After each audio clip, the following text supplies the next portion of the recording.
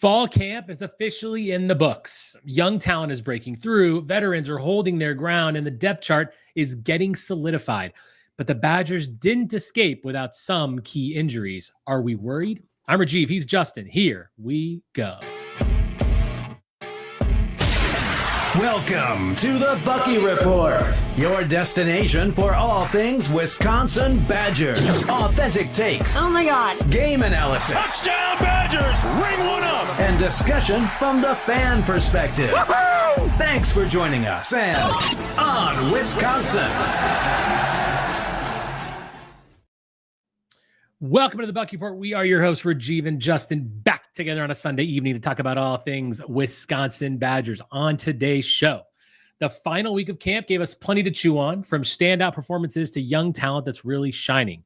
We'll dive into how we feel about a couple key injuries, which position groups have us more confident, and which still give us pause.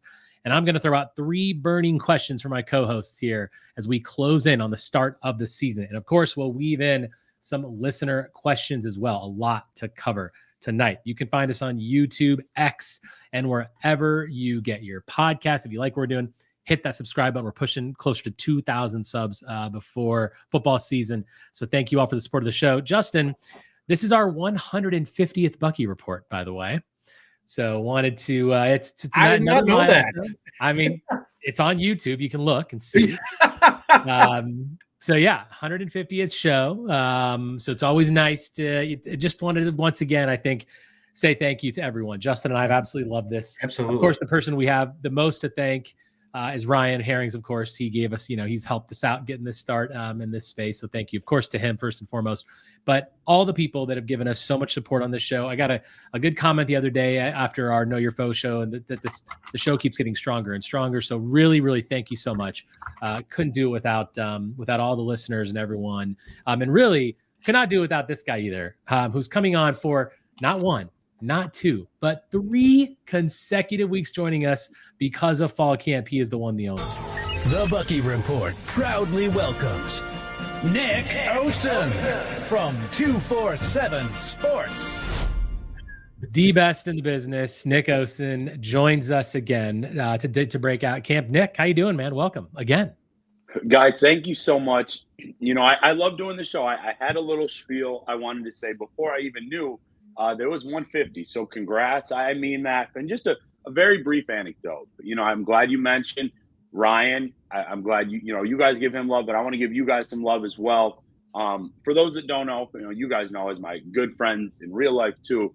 To pay for some of these recruiting trips, I bartend once or twice a week, hoping to not always have to do that. But I was bartending last week, and I had a group of 10 people from my hometown of Wanakee, 10 guys from ages probably 55, 60 to 70-ish. And they said they love the shows with Ryan, and they love the Sunday night shows. Rajiv, they knew your name. And Justin, they said, the guy that's always crunching film. So I wanted to say, guys, in all sincerity, I knew that'd make you smile, but truly, we're friends in real life, but I think it's so cool because you guys balance jobs, you're big fans, but I have no problem saying more about this game and the Badgers than many in the national media landscape. So appreciate you guys. We got a great show, but just wanted to show some love your way as well. Thanks, man. Thank you, Nick. Very much appreciated, my friend. Very much appreciated. Justin, how was your weekend? It's Sunday, another week coming, but we're only 12 days away now, or something like that. From 11 days away. 11 days away from. I'm losing it here. Now I'm like fiending. Like the addiction is starting to kick in. Like you're getting close. You got some of that college football?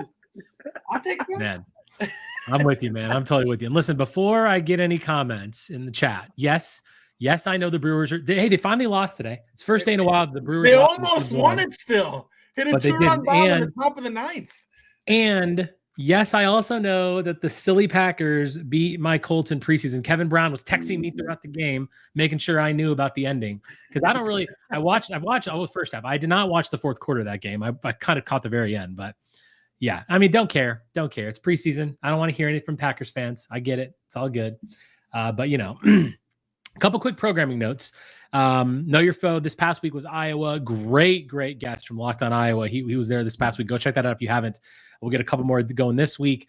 And then I want to just give everyone a bit of a preview going into the season. So next Sunday night is going to be our official prediction show. We're going to try to get Ryan Herrings with us as we did last year. We're going to go through all of our, Justin and I are going to give you our full record prediction down each game. We're going to do some Big Ten predictions, college football predictions, all that kind of prediction special stuff going into the season, and the return of Three Big Things. So Three Big Things is going to be a weekly episode that we do that Justin and I will drop on Wednesdays of every week. That will kind of give us we'll give you our three big keys going into each game.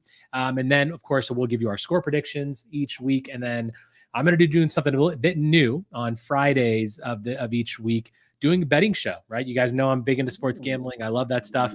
I love doing lines. Last year I had a really good record, so I'm going to share that. That's totally all included, totally free, all that stuff. So I'm going to give you out my picks of the week, and not quite sure if we're going to do that live. Probably going to be recorded. So yes, and I also got a couple questions about podcast stuff. Every podcast, whether it's Spotify, Apple, everything, it drops right after the live shows. So if you're a podcast listener, it's available to you Sunday night, about an hour after, after the show starts. Pretty much when the live show ends, I post it right away. Thank you to everyone who also listens to us on the podcast versions. We might be doing some podcast only content coming up this fall too, but it's all remains included and free. We're going to keep that going. Matthew Anderson, Rajiv loves doing the lines. Not that kind of lines, Matt. Okay, I was going to say something, Matt, but I didn't know. Betting lines, please. I do enjoy. I live in Las Vegas. I do love my betting line. So yes, I will talk to you about bets upcoming this year. So I did want to start off with a topic that wasn't on a running order, gents, just because it was a topic of discussion this week. I just want to get your quick takes and anyone in the chat. Michigan got a virtual private hand slap, basically, from the NCAA after their egregious cheating situation. Justin, any quick thoughts on that? I mean, I personally feel like I don't understand, first of all, the NCAA can't seem to enforce anything anymore, but really you're going to just rob them of money, which they can regenerate that money like that through their donors. So I don't want to hear anything about loss of money. I'm actually really surprised they did not get a postseason ban. Justin, what are your thoughts? I thought was more that it was a slap on the back rather than a slap on the wrist. Right. There you go. A joke. It was, I'm sitting there, I'm like, oh, it was so nice of you to let them push off that third game into the start of next season when it's completely meaningless that he misses it. I could put a stool on the sideline and let him coach that game. They could literally have 4 plays like Super Tecmo Bowl and just keep running those over and over again, and they'll beat whoever they're playing in that game. So to me, it's ridiculous that this is the way it played out. You had an opportunity to show that you still have some authority and to punish them, and you completely wussed out and just were like, well, they're a big brand and they may come after us with lawyers and stuff. It's like, then make them do it. Make them have to put the effort into getting back out of it. But this is a joke for you to handle it this way. And rightfully so, it says, my opinion on this is you guys just need to go. Just get out of here. You hold no authority anymore. You're not willing to do anything to actually prove that you care for the sport to be handled in a well put together and righteous manner. Just butt out. And I realize you won't do it because there's way too much financially that you get to line your pockets with, even still probably. But it's ridiculous that you want to call yourself any type of authority to college football or any other sport. When they did it with North Carolina, when everything went down with them, they did it with this. It's like, you're a joke. You're pathetic. And then you sit there and bust our chops when we try to get a transfer in about trying to get somebody in back with the in basketball. But yet you let everything else slide through like it's no big deal. I'm still mad about the Penn State thing getting backed off of. Well, for sure. I wanted to get Justin all hyped up, which I did successfully. Kevin Brown says, go, Justin, go. Great rant, for sure. Nick, your thoughts? Obviously you're connected to Michigan guys. Obviously, I'm sure all the journalists kind of chat. What's the chatter out there? What are your thoughts personally? And have you had any discussions with any Michigan journalists or anything like that? Yeah, truthfully, Rajiv, I haven't, just because I've been pretty tapped in on the fall camp stuff.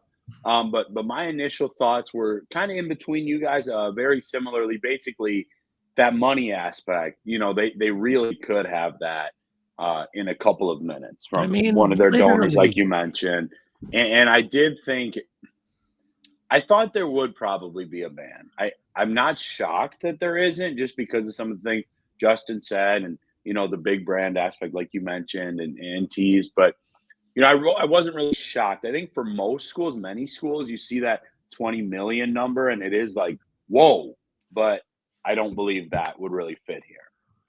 So funny on this, it was one of the things that was discussed in the Discord for the Locked On Discord. Somebody said, well, they have a postseason ban for Akron who couldn't get their academics in order. But for a team that actually cheated to achieve a national title, we're not going to enforce any type of postseason ban for that. It's like, okay, we've got our priorities straight here. Yeah, it's pretty disappointing. It's pretty disappointing, but it's honestly not surprising. That's just what, like, as you said, Justin, you said it right. The big brand, that's just what's going to happen with those brands, unfortunately. But, it's ridiculous when you say their justification was stating that we're not going to punish the players who weren't there, who are there now and weren't a part of this. You suspended the head coach for 3 games because he was a part of it. He's the one you're punishing. It's not rocket science here. Like the logic circle that they have going on is just ridiculous. But also it's not consistent with what's happened in the past. In the past, like, yeah, you just punished the school for what happened then. Yeah. For what happened in the past, you punished it is what it is, but it's consistent with what should happen. But nonetheless, we'll put that behind us. Yeah. We'll move on to fall camp, which is now completed. We are 11 days away from the start of the season. I can't be more excited about it. Nick, you're back on talking about week 3. So let's start here with injuries. Now, there wasn't a ton, but there were some key things right away. Obviously, we talked about Jake Renfro's last week a bit. Kerry Kadonko looks like he got a little bit of an injury. Tucker Ashcraft got an injury. So let's start on the offensive line. First, Nick, can you give us any updates on what you know about the injuries? Anything you can share with us? Just kind of like maybe timelines on some of those, any information that you know and that you can share with us. Yeah. Rajiv, I'm good talking about the 3 or 4 injuries, of course, that we will get into, that we talked about. And, not to formally report anything, but basically when we were told about Jake Renfro, that he had not been ruled out for the season opener, and just kind of seeing, how he's approaching practices. I'm not saying he's been active or anything like that, but just being there, it seems like very encouraging spirits, we'll say, things like that. I think between he and Kerry, I would just be surprised. I would be shell-shocked if you don't have one of those guys by week 2. And look, I'll be a little bit surprised if you don't have one by week 1. And to me, I think that's really encouraging because, of course, I'm never going to go into too many details, with respect to our access. But as I said last week, guys, it is a blessing, the news that we were told from, or I should say about Renfro, because when he went down, it did not look great. And obviously, when like a massive guy like that goes down, you fear for the worst. We saw it with Haywood in the spring. So I think overall, guys, I'll get into, I would say more details is you hope that one of those guys is good for week 1. That's obvious. But Ryan Corey has come a long way in the last 3 weeks. He deserves credit, but there's just not a ton of healthy depth there right now. And that's nobody's fault, but you got to get one back in my eyes. You mentioned something there, Nick, that I want your take on, Justin. I was on a show with Ryan the other night, and he asked me the question, is our O-line depth something that you can potentially put some blame on the coaches for here, Justin? Like, did we not do enough? Did the coaches not do enough to have the foresight to see that they needed a bit more depth? Obviously, the Haywood injury happened in the spring. Should they have gotten something else? What are your thoughts on the way our O-line sits now? Obviously, there's a little bit of concern now with the depth and the injuries that we have. Do you think the coaches did enough? I think I would say that they had numerous players who they were expecting to have that they don't. Barrett Nelson's someone that comes to mind that I don't believe were expecting an injury from. Obviously, Ben Shaw, they probably thought that they would have. So when you start to think about it, how many bodies are out that were guys that have been out now since spring, it starts to stand out to you and you're like, okay, I can understand a little bit here how they got caught where they are. You only have so many bodies you can put on the roster. Like, they can't just keep throwing numbers at it. And I know people will be like, well, just let other guys go. what if you really like some of those other guys and feel like you're kind of robbing your future to save the present? And I get it. People are going to say Fickell's working on the hot seat a little bit. I don't think it helps him if he goes 6-6 this year, but then has a worse year next year when things get easier because he has less talent than he would have had because you push some guys out the door so that you could get a 1-year body loan. So I think you're just having some bad injury luck right now, which is part of the deal. And I think that's just, you can only do so much with the offensive line. Now, I will say they've done everything they can to try to stack that room. They brought in 10 bodies now in the last 2 cycles. They're trying to get that room number back up, but you can't just keep throwing young bodies at it too. Like it stinks that we don't have as much mid-range depth as you'd expect. If I could just add super quick, Rajiv, I love that last point from Justin. I think we all agree. We've all been fans of the young talent these last 2.5 cycles.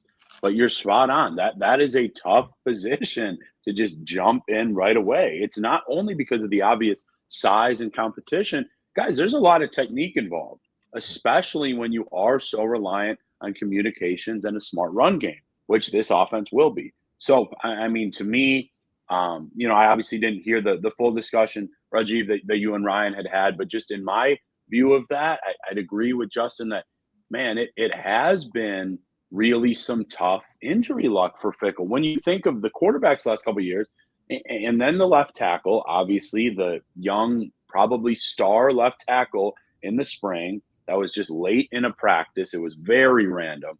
Like we were obviously there for it. And then now, your future NFL center in my eyes, like a day 3 UDFA type of guy. And then your utility guy, Kudenko, too. So it's like, I think they will be fine long-term. But personally, when I'm looking at the number of guys in those rooms, Rajiv, I feel good. It's just youth, like Justin said. And then it just seems to happen in the same positions, if that makes sense. Yeah, totally. And my response to that was I don't think the coaches really made that big of a mistake. I think that they did get unlucky. And one single injury, especially to an injury to your starting left tackle, a guy that's going to play on Sundays, that's a big loss. And that one thing, while it makes the whole line depth look bad, that's just one injury that kind of dominoed into a multiple issues. And of course, if Renfro gets hurt and then Kudenko, it can just stonewall it, sort of steamroll a little bit from there. But I don't think they made a mistake. I think it was good. They obviously had to bring in Davis Heinzen. I'm hoping that he's effective there. But we talk so much about the running game, right? Justin, you and I have talked ad nauseum about how good this running game is going to be.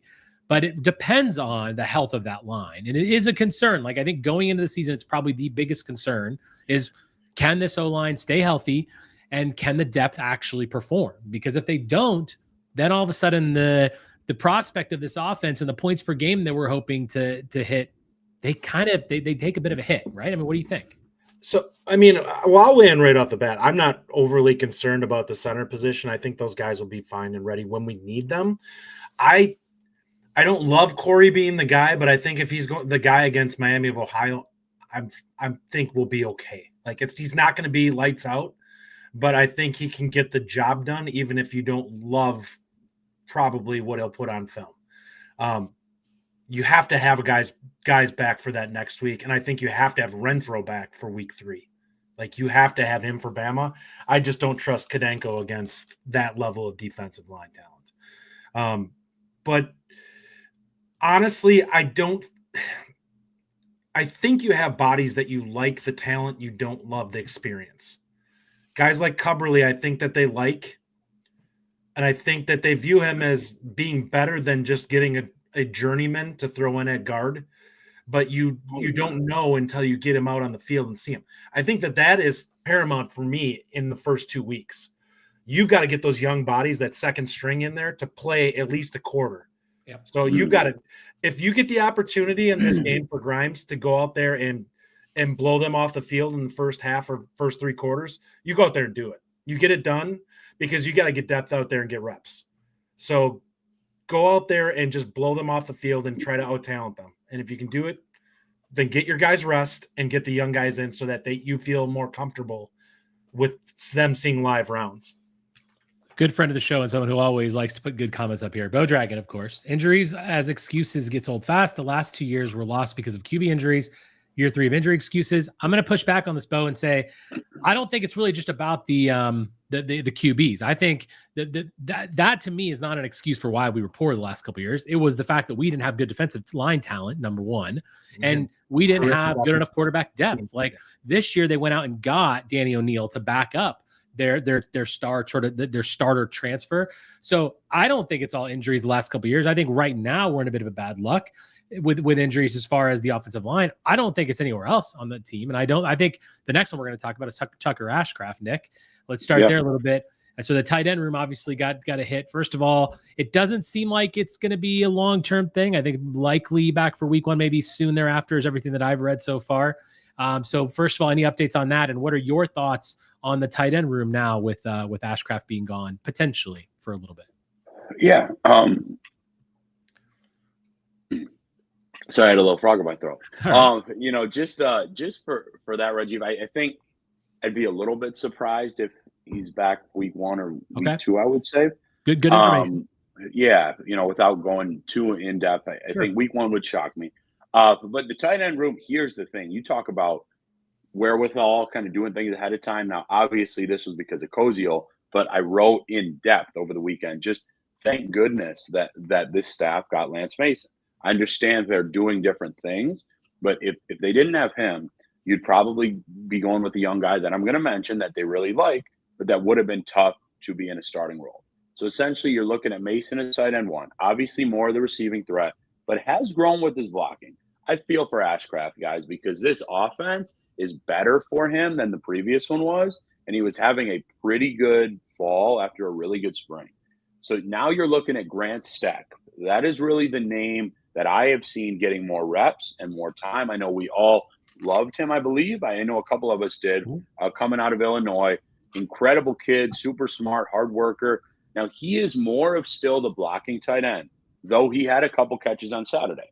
So I think he's probably the next man up. Then, guys, I'm not telling you he's for sure going to get locked in on Saturdays, but just the fit, the buzz, and just kind of some highlight type moments. Emmett Borg would kind of be the guy that my mind goes to, because like Zy Davis, I think has all the talent, but he's very fresh, very new, different roles. Some weight on too. Yep. And JT, Seagraves, you just kind of see it in flashes, basically. So that's kind of how I'd break that down, Rajiv. It's unfortunate. Just feel for the kid and the timing, man. Grimes was disappointed, but otherwise, I think there are still some capable bodies right now. You cannot lose another. I have a question for you on this, because I was thinking about this myself. Do you feel like Grant Steck is ahead of where Ashcraft was last year? That is a really good question. I would say at the very least they're at the same level. Okay. If I had to give one a nod, it's tough, right? Because Ashcraft had that such early game action. Mm-hmm. But at least in terms of like blocking technique, a little bit more polished, I think Steck's doing a great job. Like from my understanding, I think Letton was looking for a little bit more after spring.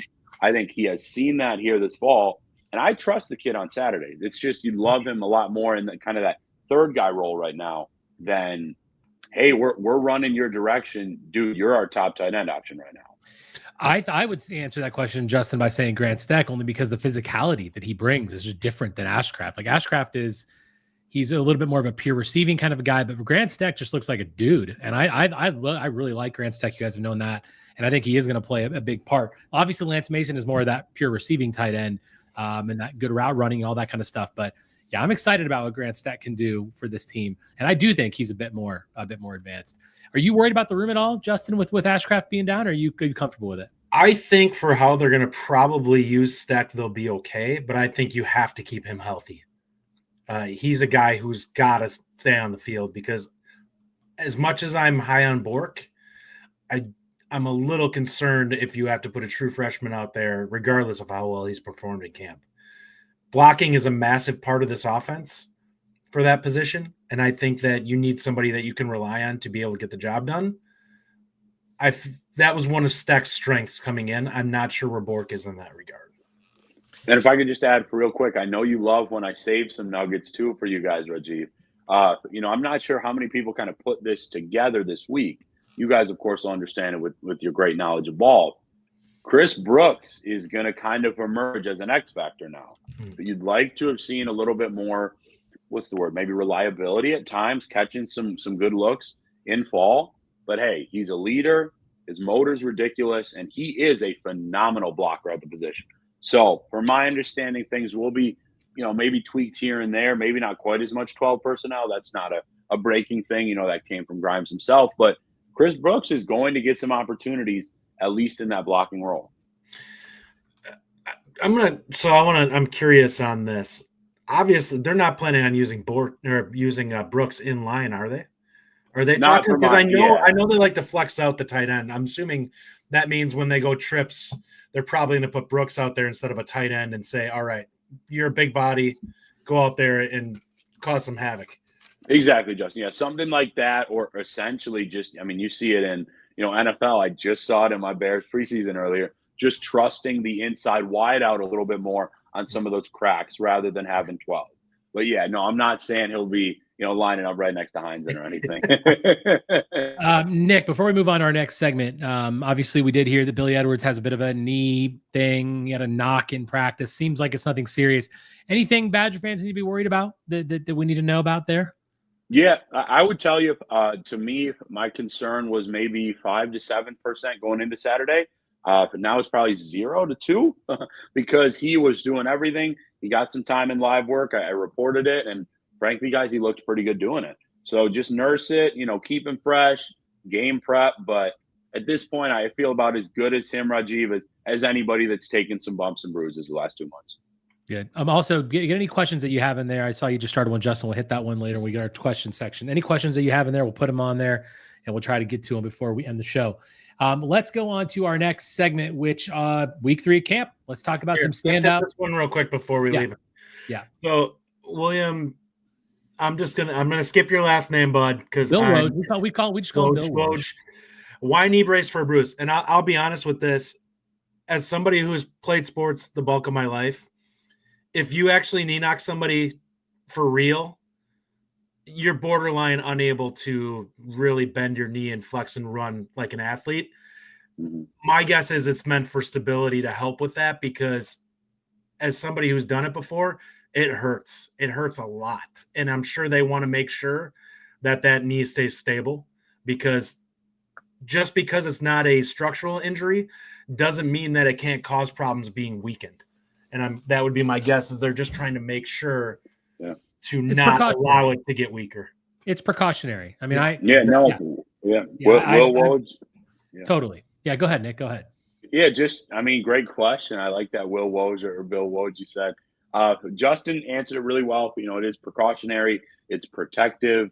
And, it wasn't the thing. Again, as much as I like Danny O'Neill, Simmons, this staff is not going to risk something with Billy Edwards, right? So if it were much more than that, I promise you they would not have had him doing live stuff over the weekend. Exactly. Or at least not, moving live, D lineman moving 2 feet away. So thought it was a really apt description by these guys. I'm really not concerned. I would allude to it a little bit more if I were. I think it's solid. He just needs to be a little careful for a few days. Mm-hmm. All right, let's talk about some standouts this week, Nick. You obviously reported every day on it. Give us some of your standouts offensively first. We'll start offensively. Who are some of your key standouts from the week? Yeah, so this was an interesting week because, there were times that Billy wasn't in there. So I thought Danny O'Neill had one day that was phenomenal. I think he hit like 8 or 9 passes in a row at one point in live play. So he was good. I'm looking for the smile from our guy, Rajiv. Eugene Hilton Jr. Rajiv, it is no longer. We're going to have a whole segment to talk about Eugene Hilton. Okay. Well, he was a standout, though. It is no longer like, hey, this could be fun. Like, he's arriving, guys. So he'd be an offensive one for me. And, I'd probably say Mandel, but I know we've talked about him a lot. I need to give a quick shout out to Joe Brunner. I wrote about it again today. Guys, I think he's good enough to maybe leave after this year. Like, he is a pro's pro, just a mauler in there, Rajiv. That doesn't surprise me. Ryan asked on the Discord last week about our top 10 players on the team. Brunner was my number 2 player on the team. next to Rico Hallman. I really believe that Joe Brunner is a phenomenal talent at that guard position, and he's only getting better. I think he is absolutely one of our top 3 players on the entire football team right now. I've seen people talk about the offensive prospects on this team and put like Malman and Hallman as guys that they think are going to get it. I think Brunner actually is the most likely to be high. Like, I think he could have a really strong season and be second team all Big Ten or something like that this year and get an opportunity to get himself in the top 4 rounds. So I think realistically he's got the most upside because I think he fits the profile of an NFL guard and teams will really like what they see from him, being able to be more of a traditional run blocking and pass blocking guard this year. I don't think the previous scheme did these guys a lot of favors in terms of film for the NFL. And I think that this is going to significantly, especially with the amount of teams that run wide zone in the NFL, this is like they couldn't ask for better for these guys to be showing the NFL that they can play the scheme. Phenomenally. I mean, what were you going to say, Rajiv? I was just going to say, like, you're absolutely right about the zone blocking. Like, I think, and Joe Brunner is going to be an NFL guard, and he is going to be part of a monster offensive line. I mean, as a fan of a team who has Quentin Nelson as their starting left guard, which he's probably the best guard in football, and that kind of a talent is so it's rare, but you kind of know when you see it. I think Joe Brunner has it, and I think it's amazing. Brian Nyman, you keep saying players that can make the league. Realistically, how many could get drafted? Out of guys that I would actually say are likely to, I think Brunner, Malman, and Hallman are probably the guys that you'd look at. Now, Hallman, so much is going to come down to his measurables. I think he's put plenty of film out that teams will look at it and say, we trust what he's put on film. I'm not sure they're totally in love with the measurables there. Brunner's a guy I think they will look at and say, after this year, they really like what he puts on film because he was physical and nasty last year in a run scheme that really did him no favors. So I think it's going to be far easier for him to show good film this year, and that's why I expect him to be like the talent level was always there with him, and the ability level was like you could see flashes last year where he was dominant. He has to put it together and be that guy every game, and I think that he has that ability level in him. But there's not guys that I would say this dude's going to get drafted on this team right now. Yeah, Brian, I mean, that'd be fun later in the season to kind of come back to this. I know we got a lot more to talk about, but NFL projections is something I'm pretty passionate about. I would set that number right now, even if things don't go the way I expect, at 5 to 6. I mean, the guys Justin said, I think we're forgetting a massive one, Mason Reiger. That's an NFL guy that I'm seeing. If he stays healthy, absolutely. Vinny Anthony's skill set is very translatable. Yep. And then the guy that simply just has to put it on film because he's incredible off the field. He's a leader. He's got the measurables. Austin Brown. I was just going to say Austin and that's Brown, not even touching Rajiv on some of the guys that are flashing. So I won't even get into those. But I think if it's anything less than 4 or 5, I'm surprised, guys. If Des Southward can get drafted in the 3rd round off his measurables, I think we'd all agree that Brown is probably much more likely to put good film up in terms of like actual safety skill set. Mm-hmm. I feel like he's going to get an opportunity because he's going to run probably low 4.4s.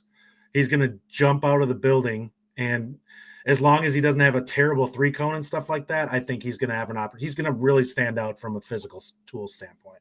Yeah, I mean, the 3 of us could talk 90 minutes just on this, but I'll just say Austin Brown, I'm very, sincere and strong about. I think he will run just in a high 4.3 because I believe he ran a 4.41 or 4.42 already. Yeah. Wow. Vale Merritt asks, why doesn't anyone believe in Dupree will break out? I believe he will be great with his versatility. Vale, I totally agree with you. I talked about this last week. I think he is like the forgotten man this offseason. Everyone's talking about Dylan Jones, and I think Darian Dupree. I said it too. I said it on Ryan's show. Did. And I just feel like it's one of these things where, but honestly, Dylan Jones gets all the hype. He gets all the talk. He's going to be the starter. I get that. But Darian Dupree could have an absolutely monster season for us. And I know you guys like him too, but good question from Vale though. All right, Nick, so let's talk defense. Defensive stars, camp standouts this week. So I'm smiling because I was locked in on the trenches this week, fellas. So I've got 2 D linemen for you. And then one more that I think is going to make you guys feel a little more comfortable. Brandon Lane is is a different player than last year. Okay. I'm not kidding. Not the only one that has felt that way. You can see the excitement in the staff. I've seen other reporters talk about him too. Brandon Lane. So major standout, phenomenal. God, I'd say the last 7 practices. Another D lineman that I'm not saying is at that level, but that I'm continuing to see that growth, making a little bit of an impact. And I know Justin loves this. Jamal Howard. Thought he had a really nice finish. Week 2 was a little quieter. Nice finish to camp. You guys love defense. Mason Posa. We've talked about Cooper Catalano a ton because he is going to play and he has been phenomenal. I think Posa was behind, of course, right, because he wasn't here in the spring, and he showed Mason Posa's skill set the last couple of days. But the big one that I wrote about that I think is going to make fans feel better, I hope. I think he impressed me. Deani Hill, Miami, the corner transfer. I thought that if they picked one guy, Agard had it locked up. I think they're both going to play. But some of what he showed in terms of his physicality, his technique, I think he had a pick, and I know he forced a fumble this week. He's increasing to me as well. I wrote that, hey, of course you'd love to see Forkurian at some point. But between the two of those guys, I'm feeling more encouraged. I think you'd probably feel good about your top 3 or 4 corners, bringing Latimer into that. I think you start to get a little bit worried. Like you're going to have to spot guys a couple of times. Like Skanes is going to have to get out there a little bit. There's going to be some of these guys that are going to get opportunities to get out there for a few reps. I think you're fine. Like you have guys that you feel pretty good about from a talent standpoint. You just don't want them playing full games. And as long as there's not a team out there in the Big Ten other than like maybe Ohio State or Oregon who are going to go out there, and if they lose a starting corner, aren't going to be in flux. Most of them don't have a ton of experience depth behind those guys because you've got a guy who starts, you play him until corners are rarely guys that come off the field. Right.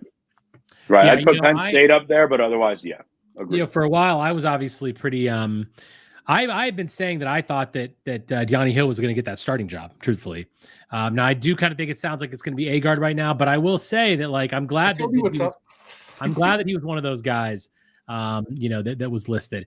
And, man, you write about the Jamal Howard thing. That makes me very excited. We desperately need to make an impact and to make changes. I was on a show that covers, college football in general, and they were talking about Wisconsin, and I was on there for that segment, and I mean, everyone talks about that D-line and how we just got kicked around last year. And there has to be massive improvements made.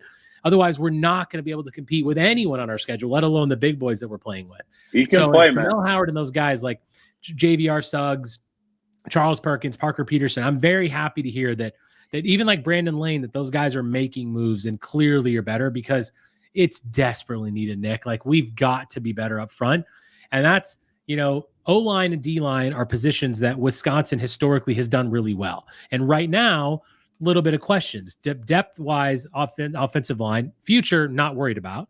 Defensive line just is a concern because we haven't seen a Mike Tressel defense actually have a good defensive line yet. We haven't seen that yet. We've seen Blazek do well on the offensive line, but he has to show that. Whitlow, I believe, is the right guy, but there has to actually be production there. And but you've been writing a lot about Brandon Lane, and you've wrote a lot about Jamal Howard, and you wrote a lot about the other guys. I'm very happy to hear that so many writers have been talking about the D-line because it is still one of the biggest question marks that we have going into the season. Brandon Lane, I'll just add, Rajiv, at times has been, I'm not saying he is, but has been the biggest game wrecker on the defense. He had moments this week where I had to do a double take. Whoa, that wasn't a linebacker. I'm still on. You guys got me? Yeah, I got you. Okay. Yeah. So he's been very, very legit. Jamal Howard, I'm not saying is going to be in that top 1, 2. Hey, maybe he's not even in the third rotation, but he's growing, and that's what you needed to see. Yeah, I think, and we see all these people talking about, is the line better? What I will say on this is I think both lines are better, and I think that's why people are getting frustrated because they want to hear the defensive line dominate. But when the offensive line is also more physical and doing better job in the run game, it's harder for that to be clearly obvious when both sides are kind of throwing punches. And that to me is how this spring has felt. I mean, the spring and fall is that you've seen both lines have their day and have their plays. And you kind of look at it and say, well, are they better? Or like, because we're hearing some similar things. I think they're better. I think there's a chance that they're quite a bit better on both sides. I think we need to be cautiously optimistic at this point, but I don't think it's unreasonable to feel a lot better. Like I feel in the run game, at least for me, for sure, provided we stay healthy, we are going to run the football well this year. All right, so let's move on to some youth. We already teased it, Eugene Hilton. That guy, I mean, clearly a lot of stuff was written this week about him and the production that he's probably going to be in the rotation, it seems like, Nick. I mean, he's going to get some actual snaps. He's going to get some catches. I mean, tell me what about his game impressed you this week, and what have you been seeing? Because you've been writing a lot about him too. What have you seen that has really impressed you? Yeah, Rajiv, I appreciate it because, I've been very measured with these young guys, right? Because there is a familiarity with their games because I've seen so many in person. So I try to let it kind of come to me. Where I have seen Hilton, guys, is he makes the tough plays look easy, if that makes sense. Like, it's not just the, easy balls down the middle or anything that he's making plays on. Like, it is a, 17, 22-yard go balls that he is running the route that they want. Like Grimes said, he's going up, he's going contested, and he's pulling it down. Like, outside of Vinny Anthony, you're not seeing that consistently from everyone. And I think Hilton is going from Rajiv, okay, this was a huge win. We're excited about what he can do. Great to have an NFL legacy here to, wow, we need this kid this year.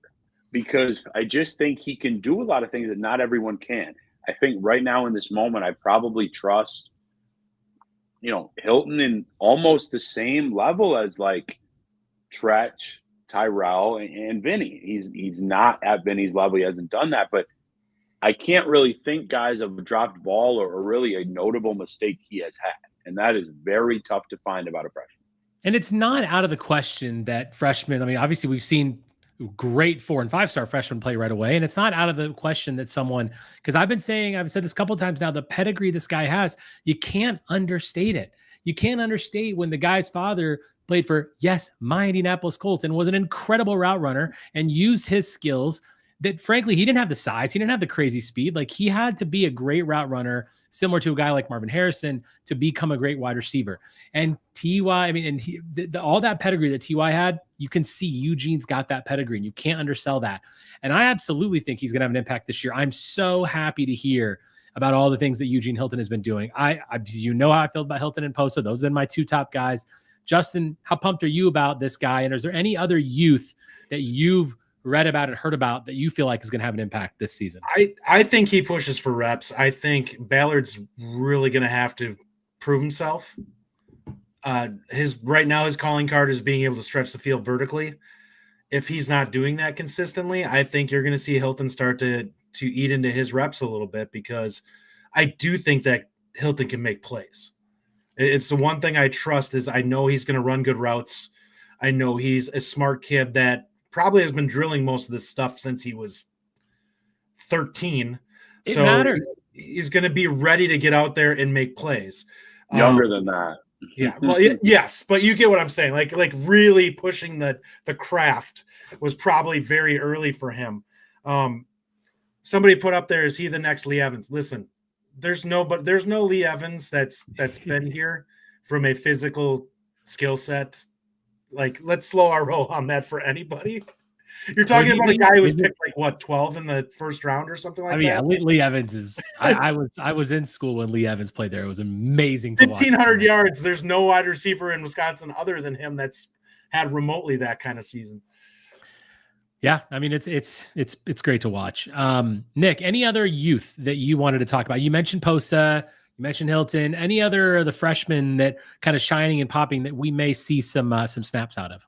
Nick. Well, I mentioned Catalano. Yeah. I've been consistent with those inside guys.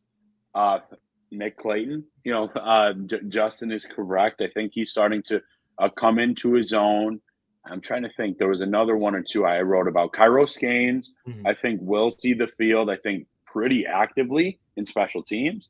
and then just kind of your fourth corner. So in those moments, I'm not trying to add anybody that has just flashed here and there. I think that's probably the list. So I'm kind of adding a comma here. Quick sec, Justin, I just want to say, Zy Davis, it was nice to see healthy and active this last week, and his ball skills are very prevalent. So I'm excited to see what he can do. And then just a brief shout out to Nolan Davenport, who's obviously come in as a tackle, has been repping tackle, and then he actually was playing, because of the center injuries, he was actually playing with the twos at center over the weekend after Ryan Corey too. That was not exclusive, but that just shows like these guys are talented. Yeah. Do you feel like they're settling on Powell or him for that the second young center?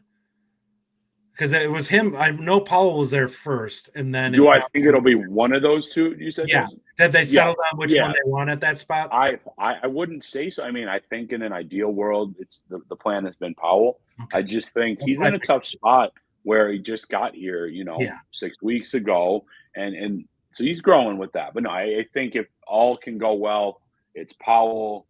You've got Davenport, Roski at the tackles. Clark can kind of be your switch guy, and then of course Hardy is big, nasty guard. Yeah, Clark is your project. I think there's some nice physical tools there, but he's a guy that's got some polishing to do to catch some of the other guys. Washington, I know we've discussed him a little bit. Do you feel like physically the staff is waiting on him? Like they're not quite ready to let him loose? He is pretty light. He's pretty light. That is one of my guys. He's pretty light. But Justin, I do think it is nearly as much technique as it is the physical side. Okay. And he's been so good and attached and ball skills. You haven't seen the issues by any means. But Coach Haynes talks about, he can grow with that. He's like, it's always doing the same technique and he just finds the ball. But hey, in a pinch or a late game, man, I personally would, of course, if you're up like early season, I do think he should be thrown out there, to be honest. Okay. Because I don't think he's a 3-and-go type of guy. But yeah, get him film and just put some weight on. I think he's a dude. I agree. All right, let's go on to our next segment here, position groups. Just a couple quick questions here, guys. Let's start with you, Justin. What position group do you feel better about after camp and why? I think outside linebacker is probably one that we feel a lot better on now that we've seen Reiger make it through camp so far, healthy and playing extremely well. I think inside linebacker with the young guys, honestly, I'm glad to hear Catalano and Posa are really pushing to get into that 2 deep. And I think that's where we're going to settle. Is you brought in a guy like Turner to be a depth piece with experience in that inside, and you may have 2 young guys that are so gifted that you can't afford to just be like, we're going to put in the guy who's more solid when you have guys who are just playmakers. And I think that's what you have. Like if both the starters come back next year, they're going to be looking over their shoulder. Both Catalano and Posa are going to be on their heels hard coming. And don't forget about Heiberger. Yeah. Tommy Heiberger. He's at the star position. I don't necessarily put him in the same spot. It's kind of a weird hybrid position. So I don't necessarily view him in the same light. Witt is the guy who needs to be keeping an eye on, and he needs to keep an eye out for him this season because the athleticism upgrade there is a pretty good leap. Heiberger's got more burst and more fluidity to him than Witt does, even though I do like Witt. I will note that he's also been getting time. He has been getting some insight. Yep. But I'll piggyback off part of that, Rajiv. The inside linebackers, like I have felt good about it. I remember writing about it in December, January. But yeah, Heiberger, Catalano, Posa. Obviously, the next name isn't a youth guy, but Garrison Soliday is still pretty well in the 2s, top of the 3s type of thing too. So love the depth there.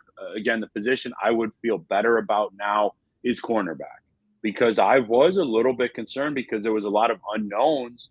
Obviously Agard is so young and Deani Hill, I think he had some good moments, but I don't think it was a great year last year necessarily at Miami. And those guys, I think, it's said often, but I do believe in competitions, iron does sharpen iron. And I think those guys have both pushed the heck out of each other. I couldn't be more impressed with how they've handled this.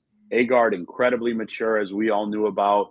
And so that's probably the spot I would say, Reggie, for me personally. I was going to agree with you on cornerback. I think I was very concerned about that coming in, especially with the Forker ruling, which isn't completely finalized yet because the appeal is still in process.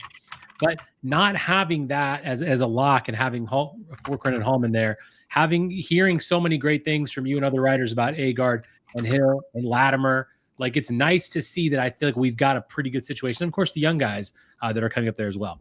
All right, opposite question, Nick. What position are you feeling worse about after camp and why?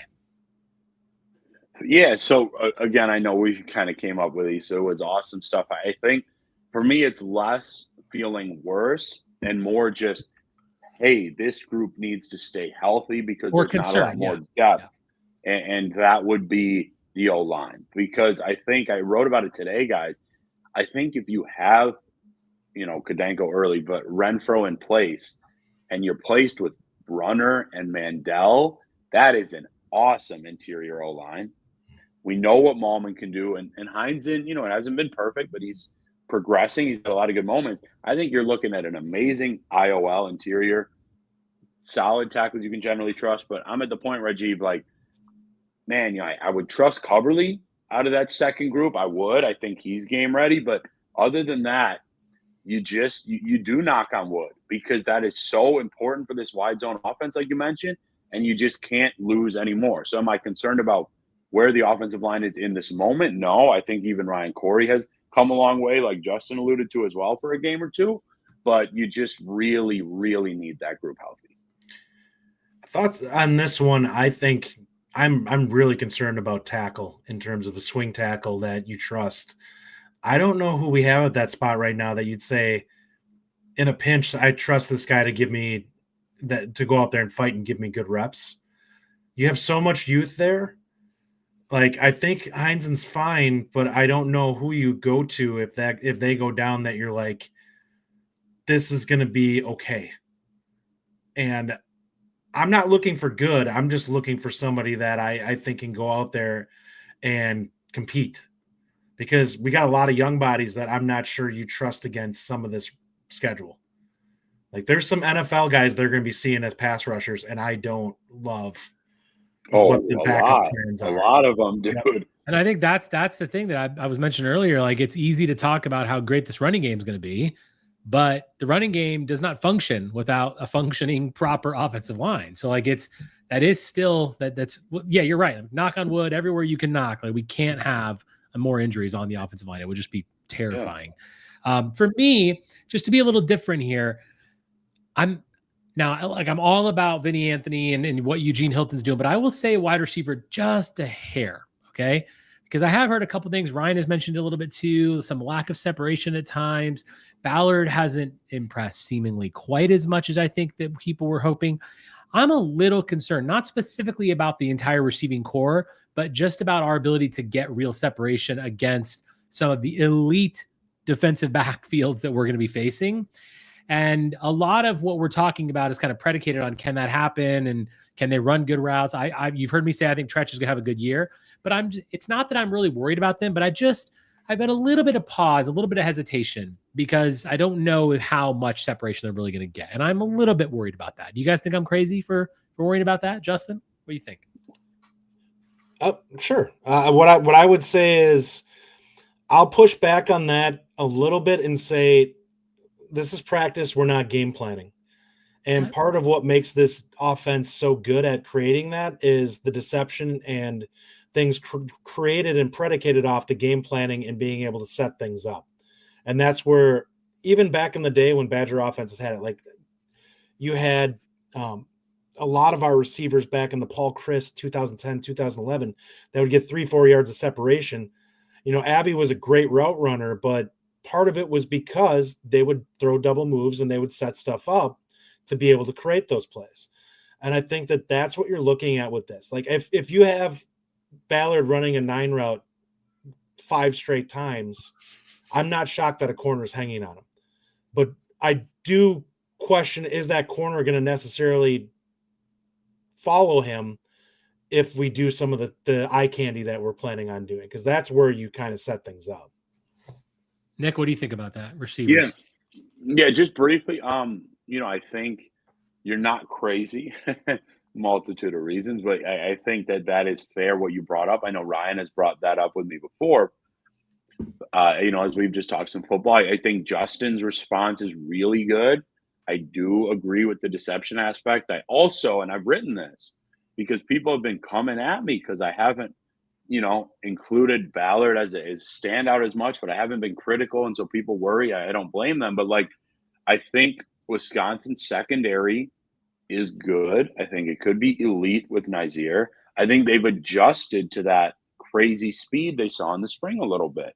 Do I think that it is going to be this, hit parade? They're running past all the 5-star corners at Oregon and Ohio State, both on the schedule, and freaking Alabama. I don't think that, but I love what Justin said. I think Vinny Anthony's a pro. I've said that. I think Ballard has more than he has shown of late. I think Grimes is going to be probably easily the best we've seen at getting a guy like Trutch the ball. And then it'll just shake out. But I don't think anybody's also expecting, a Texas Tech, Graham Harrell, Michael Crabtree throw the ball 55 times either. It is so predicated on a strong run game, which you guys both have hit on. And I think that might be something that some fans maybe have forgotten about. And I don't blame them because the last 2 years were so different. It was you pass. You pass, and then maybe you can run well. Now it's, hey, you need to run the rock well, and then we'll see what shakes downfield. Yeah, I can understand fans being skeptical. If you're going to make an argument about this, I just don't think you can use the last 2 years offensively as your argument. You have to look at this, clear the slate, and say, all right, this is a completely different thing we're doing here. It could be good, it could be bad. I'm not going to automatically say that this is going to be all world. I think that there's going to be varying degrees. It's going to be probably a little bit of a process at the first few games, even though I do think there's going to be a lot of good we'll see. But this is an offense that's going to evolve over the course of the season. I do think it's going to be better than what we've seen. And I don't think that you can take away a lot from the last 2 years and kind of extrapolate that into this season and say, well, this is where we saw shortcomings in that, because they're two completely different things. Let's get a couple questions in from the community, and then we'll go into our burning questions at the end. P asked, good friend of the show, P always is a good listener to our shows. Justin, this is for you. Too much contact in camp? We've had a few injuries. How do you feel about contact in camp? From what I've heard, there hasn't been a absolute ton of contact. Fickell himself said there's been a few days they've done it, but for the most part, they've been basically just popping. So you can only do so much. And I know they don't want to beat up this team. They're trying to be physical without actually wrapping up and doing a ton of tackling, which I get. That's exactly what you kind of have to do. I think that they're probably okay in that regard. I think some of the stuff we're looking at is just bad luck. When you see guys, going down and stuff like that, especially with linemen, it's not like somebody's just coming in from the side and taking out a guy's knee. No. It's a good defender getting physical and pressuring, and the guy loses his balance. Let's go here for you, Nick. Bill Woj asked us before the show, can you comment on what he calls the underwhelming 2026 class? Is it on-field performance or the Steinecker departure? What is UW's level of recruiting resources versus other tier 2, tier 3 Big Ten programs? What are your thoughts on this? I mean, we haven't talked about the 26 class in a minute because we've been focusing on the season.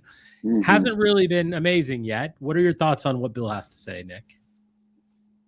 Yeah, it's a pretty loaded question. I'm just looking at his aspects. Okay, so I'm going to go backwards. I won't touch on kind of the Steinecker part as much. I've kind of written a lot about that, but level of recruiting resources, versus other tier 2, tier 3 Big Ten programs, I still believe that it is. I know for a fact that it is competitive. You don't get guys like Amari in the fold, Jaden Pettit. You don't. If you don't have competitive NIL, there's still going to be a relationship based. They're not just going to throw money just for the sake of doing it. But I think it wouldn't be fair to kind of the department and how things have been done. Talk about resources. The department, I believe the actual people within it are a top 10 or so group in the country. And I think that's a reason that they've recruited so well the last 2 years, even though the on-field results haven't necessarily been there. I will say, Bill, some wins need to come this year because I've spoken with recruits and many, 400 or 500 in my time. The wins and getting to the NFL are still the most important things. People will tell you it's NIL. I promise. If you're talking with the elite guys, those are the two things, and they want to play in the marquee games. People like this schedule this year, Bill, and my guys here. They like this schedule. Hey, we're going to play all these huge games, but you need to see wins. And then also, I will just note it was never going to be a 21 or 22-man class. Like, are there some things that they would have liked to go another way, like a Mikhail Blade or Zach Taylor or something? For sure. Like, we won't sugarcoat some of that. But I would just say be patient. There will be, still some good news later down the line, and that's not a hint at anything. It's just they got more positions they need to fill. But I don't think recruiting resources is kind of the spot to blame, and I think they need to get a marquee win this fall. Yes, I was going to put that up, Justin. That's perfect. Shay Griffin asks, how does Fickell fix this national perception or maybe truth that we don't have an identity? Josh Pate on his show said today as a reason he took the under 5.5 wins. Justin, your thoughts? Yeah, I'm going to definitely check in on this because what I will say on this is you can believe or don't. I mean, honestly, it's a lazy take on my part because it's pretty clear the way they've changed this. And I think that if that's the attitude you're going to take, you're taking it off the last 2 years and nothing Fickell can do coming into the season matters to you. You're just going to spout that off as a lazy take as to what's going on. I think everyone that's within the program and that's been following it this both spring and fall can clearly tell what the perception of what we're supposed to be having for an identity this year. I think it's going to be a very physical, honestly, spread power offense. That's what they're looking to put out there. They're going to throw the ball a fair amount, but their goal is to run the football, and they're going to make teams play honest against them. Go ahead, Nick. Yeah, if I can just add super quickly.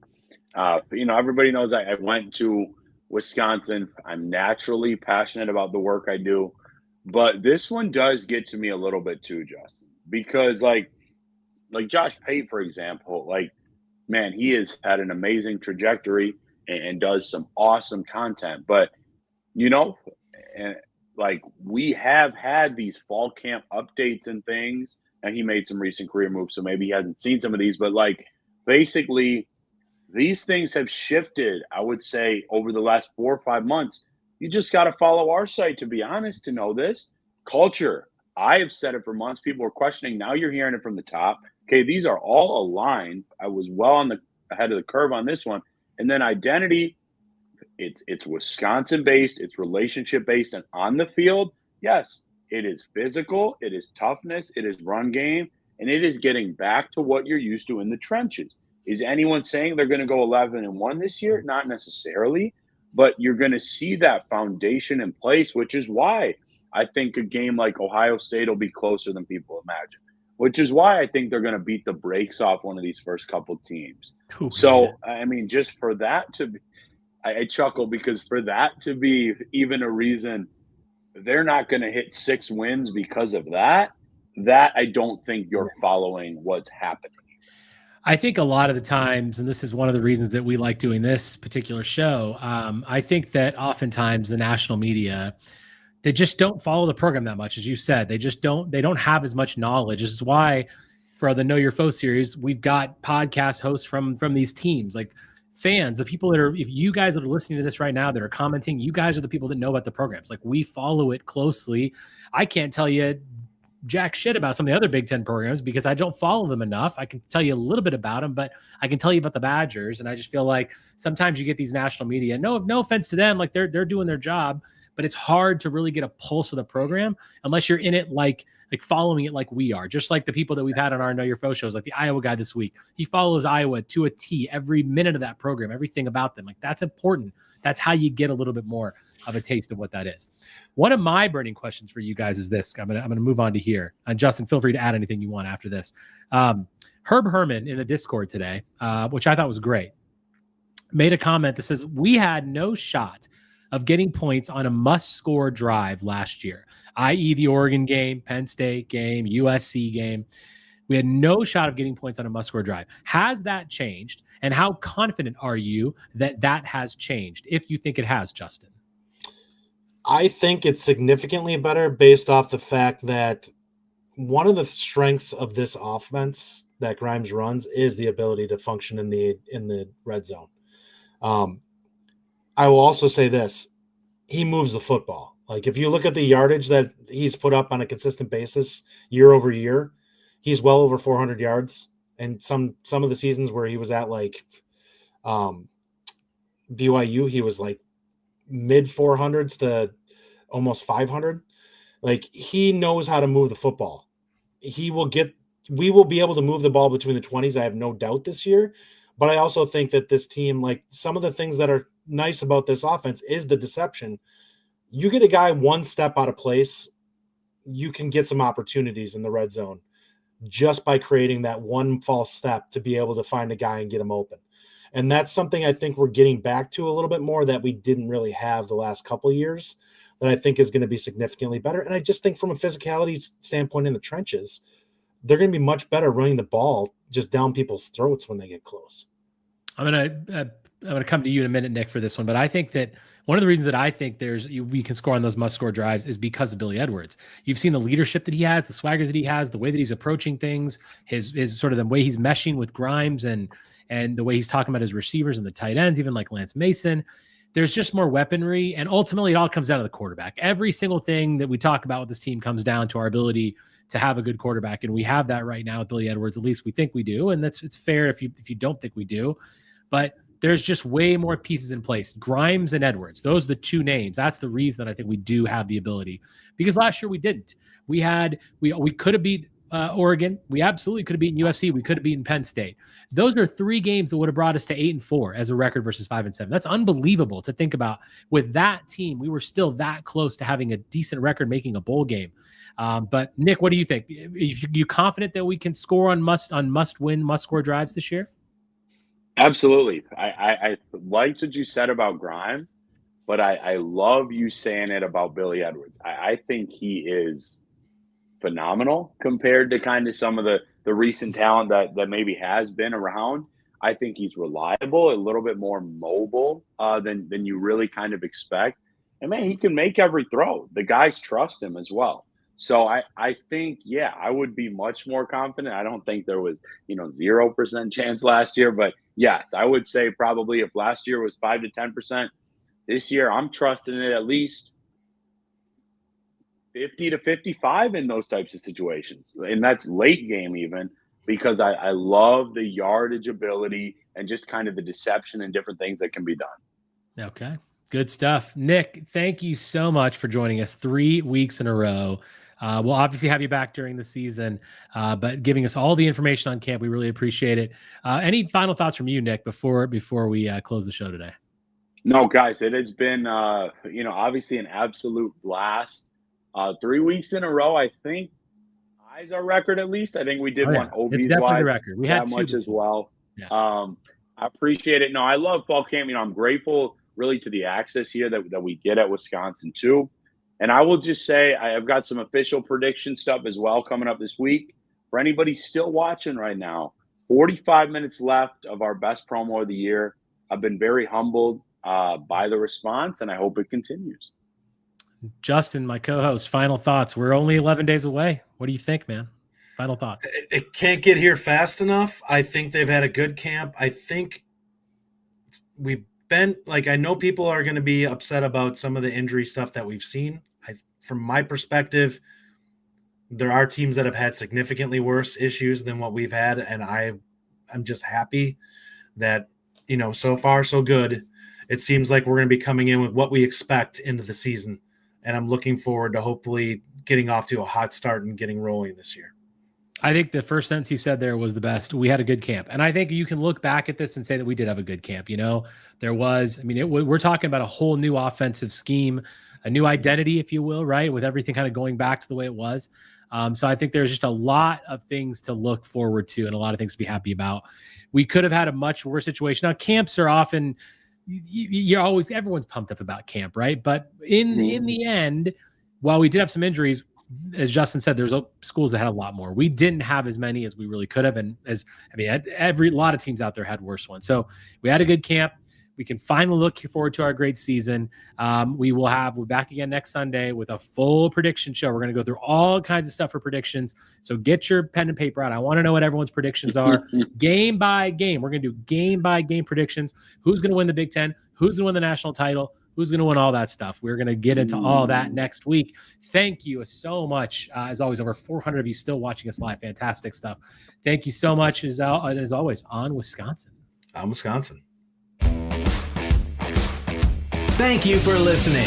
If you enjoy the show, subscribe to our YouTube channel at The Bucky Report or The Bucky Report Podcast from wherever you get your content. Until next time, on Wisconsin.